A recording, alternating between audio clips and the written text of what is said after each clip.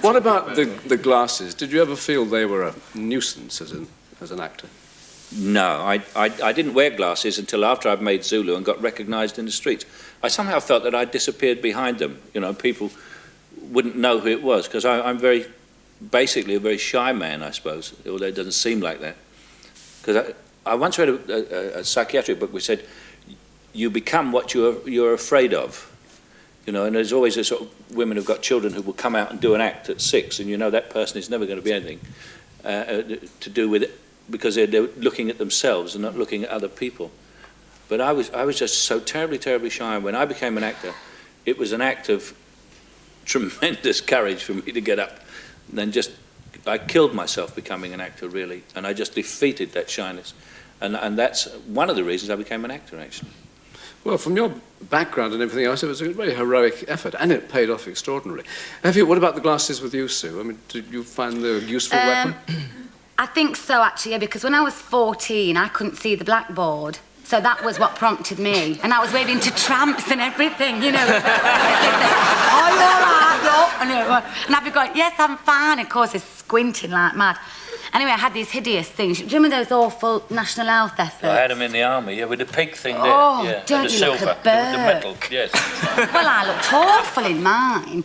But then gradually I thought, well, it's ridiculous. I couldn't get on with contact lenses. They were either the right one was in the left, or they're upside down or inside out, dear.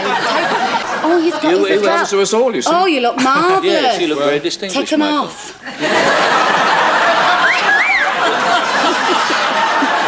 Why don't we stop? Are you referring to the glasses? I do hope you are. Yeah. Right, now, but Michael, you see, Michael's known for his. I would think people would have thought. That's an extraordinary thing. People always think I wear glasses. It's because of publicity I'm always wearing glasses sitting around the set. You look as if you're wearing them now. It's strange, isn't it? Yeah, just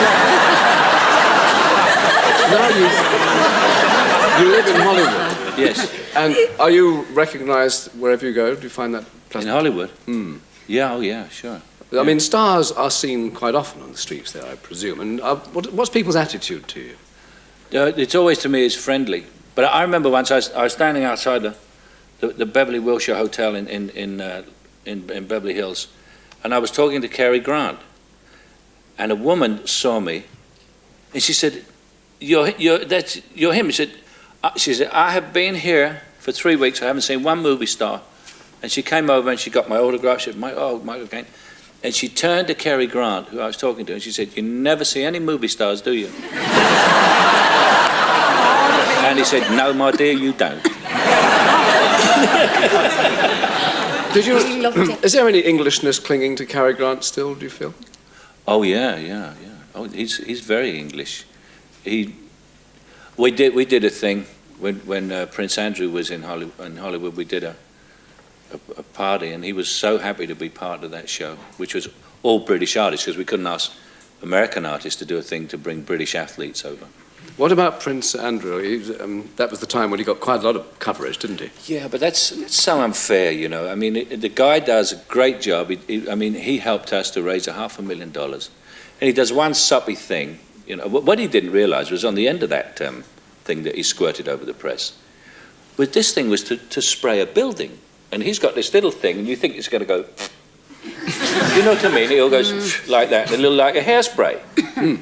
He's got a compressor there behind him going, and 3 tons of paint, and he was this far away.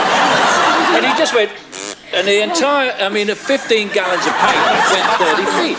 Yeah. You know, and I was so upset. I read a lot of the British papers, and I thought, Jesus, this guy has knocked himself out here.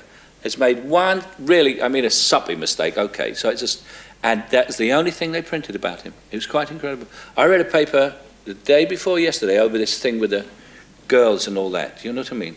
Yeah. And they said, and in the paper it said, his so far useless existence.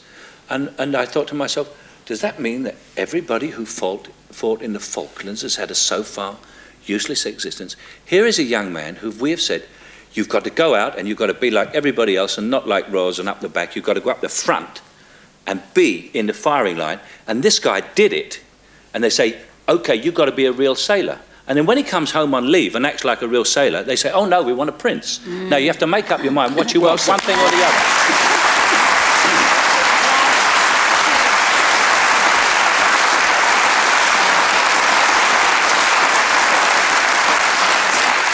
The royal family are, in fact, good fun, aren't they? You were presented to the Queen, were you, when she came over there? Yeah, I had a dinner with the Queen, and I was sitting one away from her, like she was sitting there, and there was another man sitting there, and so you don't address her unless, you know, and anyway, this man obviously wasn't too scintillating, who was sitting next to her, and she finally leaned across to him. She said, "Mr. Caine." I said, "Yes, ma'am." She said, "Do you know any jokes?" So I said, "Yes, I do. Do you know any?" She said, "Yes." She said, so we started to tell jokes. None of which can be repeated. No, I don't remember, because I never remember what I said. But I always remember when she went out, there was a great long dais like that with all the British artists in Hollywood on the dais. And she was sitting there, and she went out, and she went by me, and she was going out that way. And I shook her hand, and I said good night. And then she went along and shook everyone's hand. And what she didn't know is that they'd really taken her up that end to start up that end and come back again. And when she came back, she said to me, "I didn't think we'd meet again so soon." And I'd always seen her, if you see an image of her, usually it's some boring great thing where you can't, you know, and so she sits there and she looks kind of cold, you know. And I'd never met her before. And I thought she was very warm, very charming. Yes, I was quite taken with her. I met her once, and she just opened the mammal house at London Zoo, where they turn night into day, and for the nocturnal creatures to be observed. We used to call those discotheques.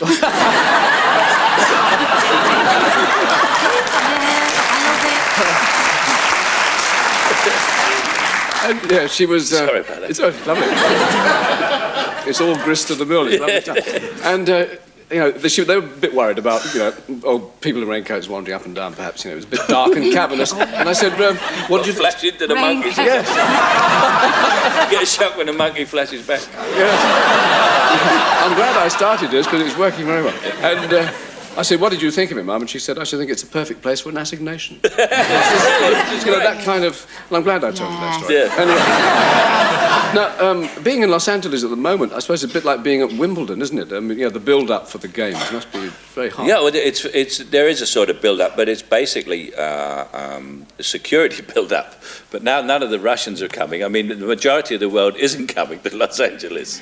But I remember before I came away, they had this like special SAS group training to sort of rescue hostages in America. And I saw this, I didn't believe it, I saw this newsreel on television, and these guys were training in the snow. I mean, it never snows. It never snows in Los Angeles. You know. It makes sense. Yeah. Anyway, it's lovely of you to come home and see us for a bit. Anyway, Michael Caine, many thanks to you. Yeah. Well, thank you to Steve Pollard and Steve Davis.